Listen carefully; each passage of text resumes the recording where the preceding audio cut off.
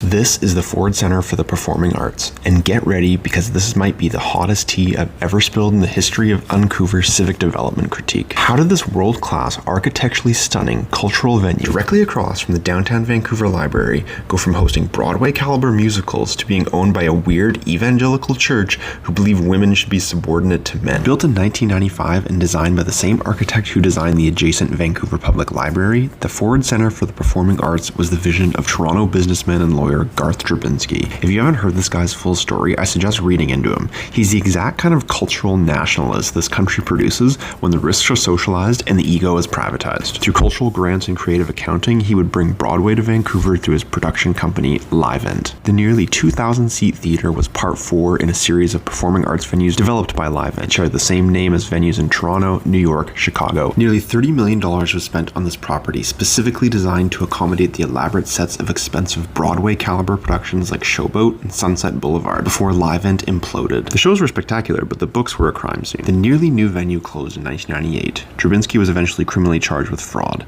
The BC government even had a second mortgage on this place. Millions of dollars in public funds used for startup costs were never recovered. Now this is where it gets juicy. The city of Vancouver had a golden opportunity to acquire this property when it went to a court-ordered sale in the early 2000s and really give Vancouver's cultural community and audiences an incredible gift. But it let the place slip through its fingers and eventually be overtaken by an evangelical church in British Columbia. The only place in North America that has no religion now has a church venue with acoustics worthy of Broadway. A Vancouver Sun editorial in 2000 reveals the politics behind decisions like this. It warned the city of Vancouver not to consider redirecting its funding from an unrelated Cole Harbour theater that was going to be developed by Marathon Realty as part of their community amenity contribution. Don't use that funding to prop up the Ford Center, which is unviable and also the acoustics are terrible. Another theater venue in Cole Harbour, you never heard of it because it never got built. We got the much more profitable convention center down there instead. Thanks, Gordon Campbell. And the city to this day is sitting on millions of dollars for the proposed Cole Harbour Theater that was apparently more viable than the white elephant down there by the library. I'll tell you what would have been the decent thing to do.